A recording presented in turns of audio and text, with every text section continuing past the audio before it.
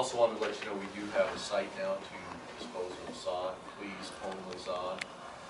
And we're going to let the contractors police themselves initially.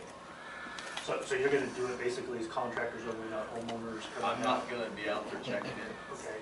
But what I'm saying is we aren't, we're putting up a couple signs saying sod disposal. Okay. But if you start seeing a whole lot of other stuff like construction debris or anything from there, we're going to have to address it somehow. But right now we want to just make it available. We want to put any more constraints on it than needs to be, but please police yourselves. Are you going to have people just haphazardly I driving, would, or how? I would like you to start at the back and work towards the street, but again, that's part of that policing stuff. Please. Put a sign if there was some guidelines, some specific guidelines. I don't know if I've got a sign big enough. Where is it? It's on Avenue G, and it's just, I'd say, east of what would be 20th Street West. If you go out there, you'll see a channel, chain link fence. It's between that channel and 20th Street. It's been graded flat. It's already a pile of debris near the back. Regional, thinking about it, we're not saying that, or at least I don't believe that by giving some sort of reduced cost to go to the landfill, it's going to make more go to the landfill. It's going to probably reduce desert dumping. But they're already taking disposable sod yards in already, so it's not like an increased amount of material.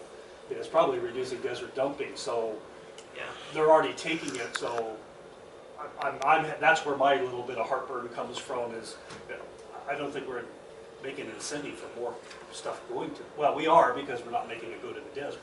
Yeah. But they're getting it anyway. And the other thing also out there, and I've said it before, is that a lot of what we're taking there is waterway. That's what annoys me, I guess, the most about it. Because the last couple loads I've taken is Yeah, pretty so, dry. yeah, you can't dry it all out, Well- because they're charging it not by, they're charging by the weight. And what I've decided is, or figured out in my own instances, I think it's more than 100% of the cost. I'm sorry, doubling the cost, the second half of it. Half of it's water. Right. I've taken a couple loads of dry there, but the problem is I'm drying it out so much now with the sod cutters on. It's taking me Yeah, it's a pain, more hours to to cut take it, it out. cut it and get But- it up off the ground, right? Like yesterday, I paid $117 for a load and $145 for a load. Where I've been paying, Right. $250, $280, $300 for loads Right, right. of the same size. So I'm paying a lot of money to deliver the water. I wish I could squeeze it and take it home. But anyway, I don't know how to. You're gonna figure get that. drying racks on your property, and Yeah, lay it something out like and that. dry it out, so. And I then, think then you have ulti- to get the potable water to make Yeah. the dust control. Yeah, ultimately, I think that given the contracts that each of the cities has with, and I'm not speaking obviously on behalf of waste management, I don't have any stake with those guys, but I think that can be, from my understanding, push comes to shove, some kind of a voucher program can be worked out with those guys, and it's just, the tension that you need to put on it. I think that's the way it's going to have to work from the each city side. I agree. Yeah. Just a quick comment, so that is something that Lancaster can take to push waste management. Something Josh said I thought was real interesting 2 meetings ago about all of us who live in the city of Lancaster have the ability to dispose of a certain amount. Yes, and so ultimately, the last time I got the recap that if we push the issue, I mean, they're obviously in the business to make money, so. But if we, using the voucher program that they easily said that, well, not easily, reluctantly, they said that they could work something out where we could get a voucher in both cities, good for a certain amount of weight, for a certain period of time. It seems that, I would imagine if they looked at each city, none of us, or neither city uses all of the weight that the citizens. Rarely ever, I right? think. So that would be an easy way to do it. do that. But that was available, and anyway, I think we could get some kind of either duration of time and or a certificate, but again, because the contracts are not identical between the two cities, probably would behoove each city to go to individually and work that out. But that's available. We kind of need it while the emergency lasts. I mean, if neal comes and we get flooded next year, that's not the time to do it. We want to put it out now, publicize it now, so. Right. Well, it sounds like it's something they're already doing, it's just they don't have a system to tell people about it because they don't Yeah. want to. But they said that they would work out, given the. And they haven't been allowing contractors to use those vouchers for the property. Right. Property owner gives me a voucher and they think they're gonna get a discount, and I show up and they go, well, you're a contractor, you can't use it. Yeah. So, Yeah, again, Did you that's say one I'm of Betty the, Smith? see, that's one of the nuances that need to be worked out too, is with that, is historically, if the homeowner's got the waste management certificate, It ought to be transferred. it's ought to be transferable, and sometimes. you show up and it's like, you know, forget you, that's not your, I've had a couple customers ride with the guy to dump, but that's not really a, yeah, that's not Did the that best work? either. yes. Oh. Yeah, if the customer's there, it's no problem. Oh, yeah. As long as they're present. But, you know, it's a problem for me. We get mad. Yeah, you don't want the liability. Yeah, the liability there, yeah. Yes. It'd be a bit more complicated for them, but the voucher system would be really nice to have, I know it's what, 1 ton or whatever of trash and 4 tons or 5 tons of green waste. Or something, Yeah, something yeah. like that. Josh would have been here, we just have a conflict this morning, this is also the Chamber of Commerce, their monthly meeting, so they're operating without a CEO, so otherwise he would have been here, so I don't want you to get somehow that, Right. you know, we might have gotten a more detailed update on it. But as long as we keep discussing it, talking about it, Yeah. we're forward on it, I think we're doing good. So, the response from Brad, and Brad couldn't make it this morning, he had a truck breakdown, was actually from Jim, owner of Tip Top Tree Service, so I wanted to read the email that he got, because I think this is the next big issue past once, is dealing with trees. His comment was, easy to understand, easy to do for the average homeowner, so this is probably will reduce the failure rate across the valley. Also, this method will likely eliminate trees that are not drought tolerant. Weaker and higher consumption varieties. I would remove the promise this will keep your tree alive and place it responsible solely on the homeowner, something like this will likely keep your tree alive. All situations are different. You must monitor the health and determine the least amount of water your tree needs to keep it alive. For example, I know deciduous trees have the ability to drop leaves and reduce evapotranspiration during droughts. Evergreens may drop needles in order to survive. Let's see, I'm kind of taking a few things. If you can tell your tree branch is alive by scratching the bark. If you discover green cambium beneath, it's still alive. Hopefully it never gets that far myself. But decomposed granite and compacted materials are not friends of the trees. Trees need roots need oxygen to function. So use bulk mulch or loose rocks beneath the rock canopy. Do not remove all the tree surface roots when retrofitting the landscape. Instead, remove the lawn and roots and build soil over the roots, adding a good amount of porous material on top. Do not build up soil around the base of the tree trunk, as will lead to failure. Anybody who came up Rancho Vista this morning, Stonegate, took out all the lawn and put in DG, and Right. you already can see trees suffering big time in there. I think they're gonna lose a lot. I don't think they put irrigation in. Yeah, well, and the thing is, one, you're talking about watering every day your lawn, and now you go to a 1 gallon hour emitter on your trees. Those trees are, between the compaction, between the lack of water, the reflected heat, everything else, Big rocks. they're gonna go. And so, one is how to address it in our talking points. But the second part, which is the second check on there, is both cities have some degree of a city street tree program requirement. Joint, you water it, you fertilize it, we'll prune it, you keep it alive. There's different ways that 2 different cities are doing it. And so we're going to have on one hand saying, we need to keep, I don't lose tree canopy cover in the valley either. But one side is saying, let's reduce water. Well, to keep the trees alive is basically the same amount of water as our lawns require. The other side is saying we need to save water. So I've kind of thrown it on the table before, and I don't know how the cities and the water districts want to address this issue of tree canopy, tree survival. To me, it's the tougher issue of the lawns. Lawns are easy, but people just don't realize the spread of the tree roots, the amount of water a tree uses. They watered their lawn, their tree's alive, so therefore it all went to the lawn and then went to the tree. You know, we go out and see trees in the non-lawn areas, and everybody asks me, well, how come they don't grow as fast? Well, how much water are you giving them? And then the other one is, just to keep in mind that Jim didn't put in there, the ash trees that we've been Raywood ash, Modesto ash are extremely bad. Raywoods, you see it a little bit more commonly. They have a neat, well, it's not neat for us, not neat for them either. They have a physiological disease called sudden xylem collapse. And when they are planted in compacted soil, it's like sucking the water through a straw and getting a piece of ice on the end of it, and your straw collapses. That's why you see limbs just die real quickly over a few days to weeks on a tree, is this sudden xylem collapse because of compacted soil, hard to pull the water out, and they're sucking so hard they actually collapse the tissue.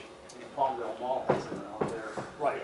And I guess that was the other one was, you know, when you look at parking lots, and I'm not saying do away with trees in parking lots, but what I'm saying is, if you look at a parking lot tree compared to a tree that's planted in somebody's front yard, you notice how much smaller those trees are, and how slow they're growing, and the heat and lack of water and everything else. So now we're talking about in yards that either your trees are going to succumb or they're going to look like parking lot trees. So I don't know how the cities, I'm bringing it up because I'm not expecting an answer today. We need to have an answer on the talking points as quickly as possible. That needs to get out. But how the cities want to address their street tree programs. And I don't know if there's comments or you want to think about it before you get comments. I think a lot of it has to do with what we get from the state for the ordinance. Right. And we have to make our adjustments also with our ordinances, and that's going to be all tackled at once, but we do have to take those into consideration. Well, I know, and I know trees have not been big on code enforcement either, just like the citing for lawns, because there's trees missing, people pick them up and put them in their backyard or whatever, but, you know, we have a couple water districts here, we have 3 major ones here. If we're telling everybody that they need to flood their yards once a month to water their trees, we're going to have some public that's going to say, well, I don't want to spend that money, and we're going to have water districts that are going to say, well, we should be saving that water. And then on the other hand, we're losing trees left and right that we may not be cited for, but it would take years to get them back once we lose them. So I'm kind of feeling the push from both sides, and that's kind of where I would like some discussion. I will go back and have a discussion with our. The challenge is with trees, the hard part for people to really catch on with trees is they don't know property lines. Right. And so that tree is under your house and into the backyard, Yeah. it's to the neighbor's yard, it's to In the the neighbor's sewer. yard, Yeah. it's in, and so there's 4 or 5 yards watering it, so everybody comes in and says, well, I turned my yard over to drought tolerant, and you're nuts about watering the trees, because my tree's just doing fine. Well, when everybody shuts off their water, or when everybody goes to drought tolerant landscape, then that tree is gonna struggle, and we're starting to see trees struggle. And the discussion here that Jim didn't, I need to follow up a little bit further with is, very popular in the last 20 years have been purple leaf plums and evergreen pears as street trees in people's front yards. Well, they're a smaller tree, and they're less likely to be probably going over into the neighbors' yards as much. And so as soon as that new retrofit front yard is done with DG and rock and everything else, that tree probably has 2 or 3 years and it's gone. You know, so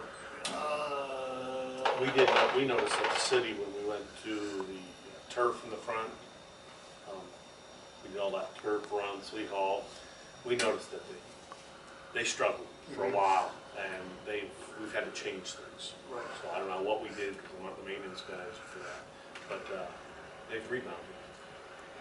I was gonna bring it in, but I didn't wanna get too complicated today, but probably a 10-foot purple leaf plum, evergreen pear, any shrub, is probably somewhere in the 150 to 200 gallons of water a day. You know, if you're talking about a mulberry tree, you're talking 2,000 gallons of water a day on a full-size mulberry tree. And people always argue, well, I don't water that much, but again, Somebody does. somebody does. Think of the girth and the width of those root systems. They don't go to the drip line. Everybody thinks they go to the drip line and stop. They're gonna hunt water and they're gonna find it. And that is one of the limitations, and I know we're stuck with it, of drip irrigation is they develop a root system because they're being fed there. And if that drip system stops, breaks, emitter plugs or whatever, they instantly are gonna dry out because they haven't spread their roots out to find all of that water.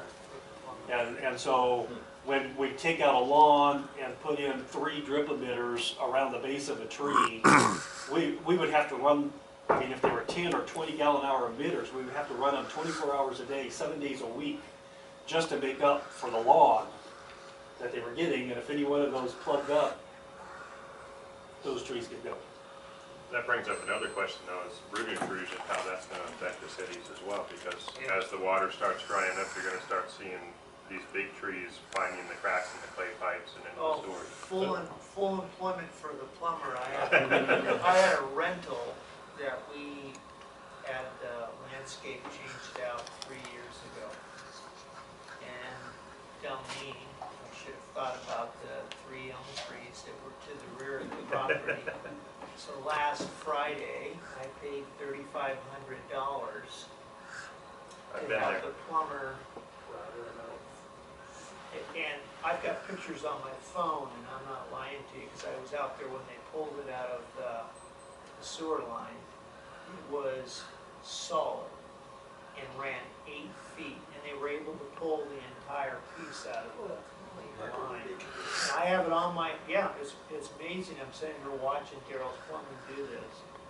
And I'm not kidding you, it's solid, and there was roots inside of the sewer line. I mean, I've got pictures on my phone, and the roots are as big as around as my finger, but just dense, solid. Yeah, I had the same issue. My house in Lancaster, when I bought it 3 years ago, had been vacant 3 years. And there was a root the size of a small tree in the main sewer line from the big Modesto ash that was growing in the front yard that's no longer there, and $4,000 of plumbing later, it's solved. But Yeah. so that's going to be an issue that's going to come up with a lot of people, because those big trees like those, they're going to seek the roots wherever they, the water wherever they can. And then the other one is, Mike and I were talking about it last night a little bit.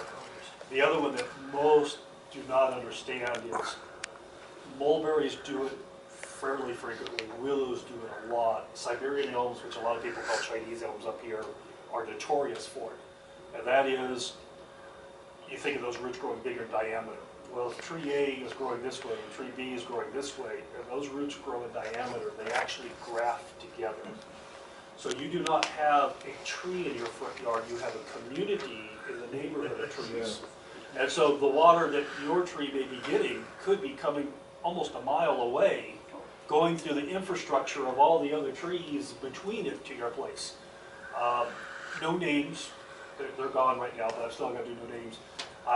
We had a former nursery worker that lived down on the east side of Lancaster, a mobile home park with a little RV, you know, the old-fashioned mobile home parks, and they had elm trees through the whole thing, and he didn't like his elm trees, he didn't like his elm leaf beetles, and he went out there one night and drilled a little hole in it, poured Roundup into it, and he killed his tree.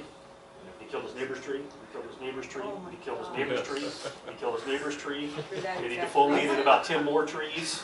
And of course, everybody in the mobile home park come and asked him what was wrong, he said there was a disease going through it.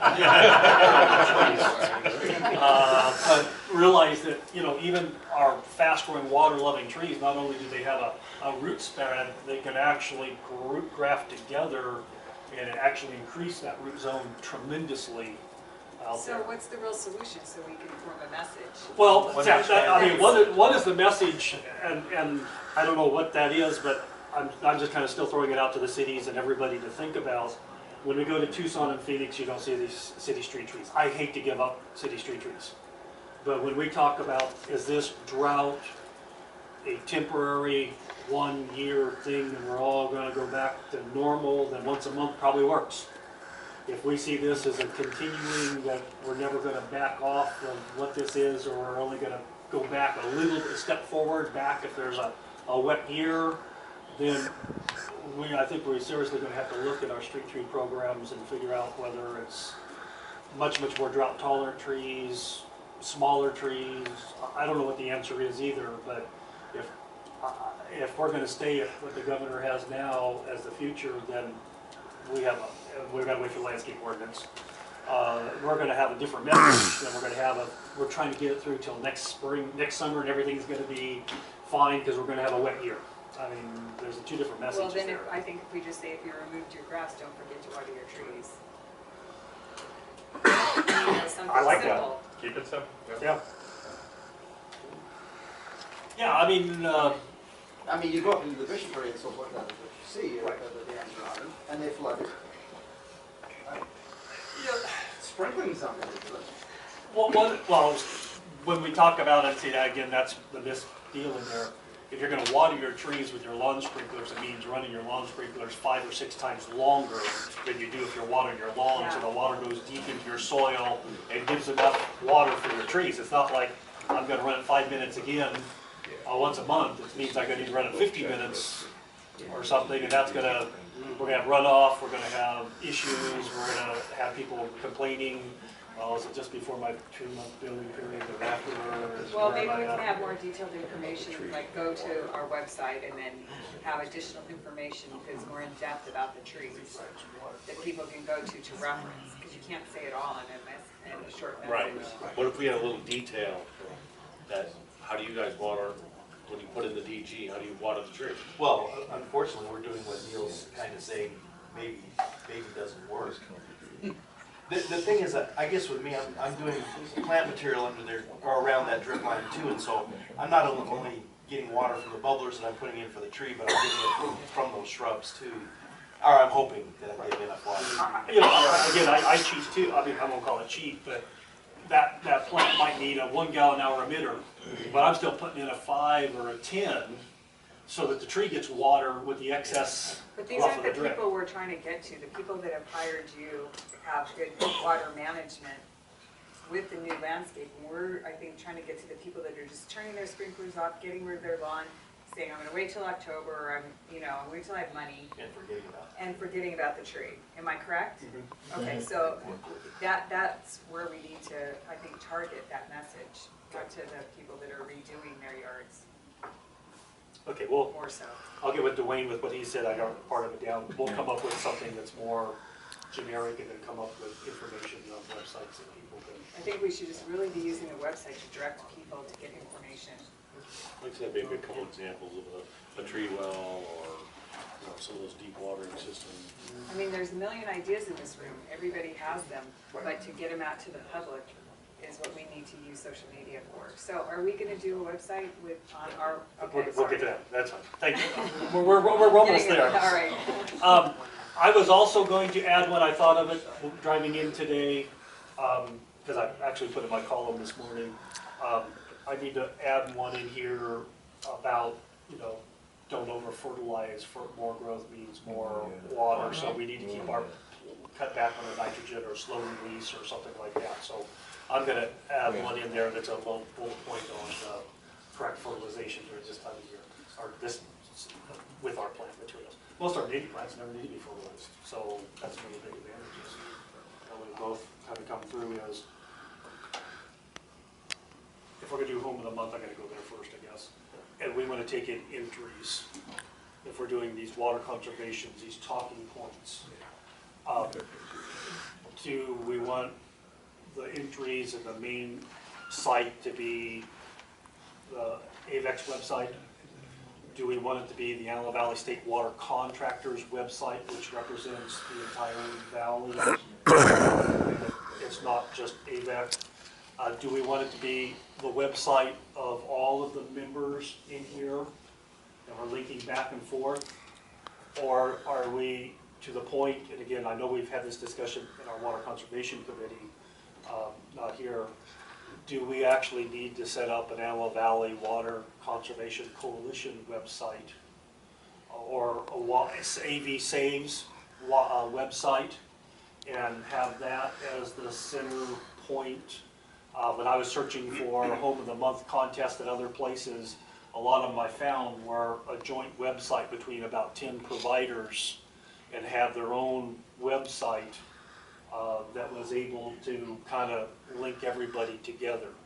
And so John and Shelley both are kind of that same way, as we can link back and forth, so it's easy to be on everybody's, but do we want to have a main water conservation, Antelope Valley-wide water conservation website? Or do we want to use one of the existing organizations' websites? Or that was kind of the next discussion. I suggest that we use AVECC, and if we want to use a new one, like What Saves, that we can do that and link it back. But to get it started, because we're in crunch time. I mean, we don't have the luxury of doing this over the next, few months. We need to do it now. So if we did it on AVECC, and everybody, we could link back and forth, and then if we do a new website, if we decide that that's all what is the best idea is, we can develop that over a little more time. And that's gonna cost money, and then we have to ask where the money comes from also. I'm not saying it doesn't cost AVECC money, but I think that's something that we could contribute. Well, I think Shelley has it right. If you have to create a new website, you're talking months probably, if it's going to be as comprehensive as this needs to be. And But decisions. using an existing website that's adaptable and change, where you can link to other people, because there's so many different permutations of information between the various agencies, and even among landscaping people, you're going to get people with different ideas. Oh no, you can't say that, because I think this. And so this, you give everybody an equal shot to have access to the audience. And the other part of that, I think, is that you have to advertise the website so people know where to go. And you can do that through the retailers who can, put it in the monthly bill, or the semi-monthly bill, or bi-monthly, however it goes, and say, to get your questions answered, and then have somebody monitor the site so that there's feedback. A place where, I didn't find an answer to my question, who do I ask? How do I do that online? And is there a way to do it?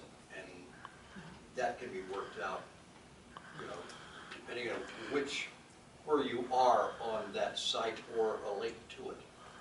So Right, just like Palmdale Water District could advertise their own with a link to us.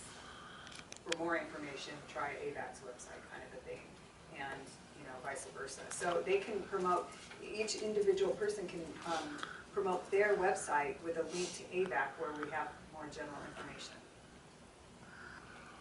If there's any hesitation with not promoting your individual entity. Tom, comments? Tom does our website. Well, I do the AV State Water Contractors website, which is very close to the AVECC website. But I mean, Larry's right in a way of, as far as getting content on the page, that would take quite a bit of work. Developing the page itself is easy. We can get a new page, but we do, as you mentioned, we do need to have funding back in that. My personal opinion is to have an independent website, and the reason why is because even though we talk about linking sites together, generally a lot of times that doesn't happen, and even if it does happen, it's very confusing for people where they're supposed to go. So we could create a site from the AVECC website that is called something else, and we can do it that way, and then that way people will have something very familiar to go to, avsaved.org or something like that, and that would make it easier. But again, it will take staff time to monitor it and to build it and to respond, like Larry was saying, responding to input from folks, questions. So we just have to be aware of that. That it will take dedicated staff time. I'm not the biggest web surfer out there in the world, but a lot of the things that we're talking about, if we're talking about these talking points, they should be on everybody. It's content. It should just go on their website instead of linking to another website, the link to another website. If this organization or whatever is doing content, then that should be very easy for almost everybody's own website to add to their website. The question will be is, okay, if LA County does something neat or Port Hill does something neat, how do we link those contents together? But a lot of things coming out of this probably should just go on everybody's and not worry. It'd be just easy to put the content on as to put a link on to go to somewhere else for content. I mean, that's my opinion. But I guess from what I'm hearing, unless I'm hearing somebody wants to come up differently, maybe AVECC needs to start the ball rolling and then at least it gets out there very quickly and then we can worry about this at a future date on how to develop our own or adjust it or whatever. I think what we can do is, we can at our end put all the information on the AVECC website and then make it available for everybody else. And then, where we can link up, we'll link up and, do it that way. Very good. Just to let you know too, a lot of the sites are already linked. I mean, I know on the AVECC where contractors, I have everybody's linked to everything. I have a lot of stuff on there. And I know I think some, like Port Zone maybe has a link to AVECC and things like that. So this would have to be something maybe a little bit more obvious as far as I water think- conservation. Really, it doesn't, my personal opinion is it doesn't make any difference where it's at on the web. People are gonna go to Google and they're gonna type in, how much water does my tree need? And it's gonna give them all the choices, regardless of who's hosting it. Yeah. And they're gonna find the answer. That's what we need to have is proper identification of what they're searching for. So it pops up when they're searching. And if it takes it to your site or our site or their site, they would see the information and get what they need. That's why we're all doing this together. Right, so we have to be able to advertise it though. We Yeah, have and to this be able goes to get our back to message the out. power of Google too. And we have Yeah. to, we have to work with them to actually get our sites recognized. Move it up on the like that. Because you can type in, how much water is my tree take, even if you put in high desert, Antelope Valley, something like that, you're gonna get something from, who knows, Ohio? I don't know. You're gonna get something from.